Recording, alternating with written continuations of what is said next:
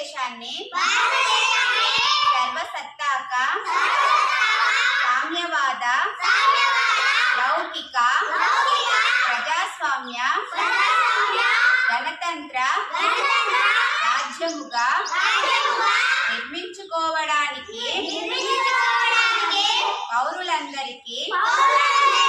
సాంఘిక ఆర్థిక రాజకీయ న్యాయాన్ని ఆలోచన భావ ప్రకటన విశ్వాసము ధర్మము ఆరాధనలలో స్వేచ్ఛను అంతస్తులోను అవకాశములోను సమానత్వమును చేకూర్చుటకు మరియు వారందరిలో వ్యక్తి గౌరవమును జాత్యైక్యతను మరియు అఖండతను తప్పక సంరక్షిస్తూ సౌభ్రాతృత్వాన్ని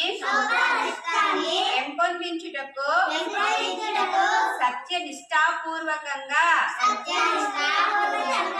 తీర్మానించుకొని 26 నవంబర్ 1949న రాజ్యాంగ పరిషత్తులో పరిగ్రహించి శాసనంగా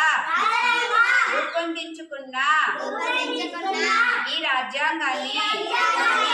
మాకు మేము సమర్పించుకుంటున్నాము.